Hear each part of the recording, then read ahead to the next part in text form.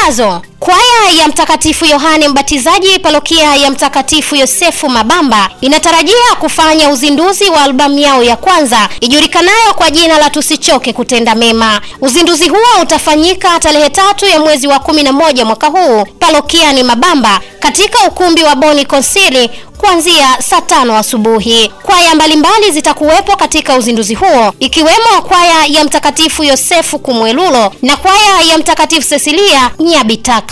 Wageni mbalimbali watakuwepo ambao ni Chouo Production kutoka jijini Dar es Salaam na Mheshimiwa mbunge wa jimbo la Muhambwe Dr. Florence Samizi. Nyote mnakaribishwa kujipatia flash na DVD kwa bei nafuu.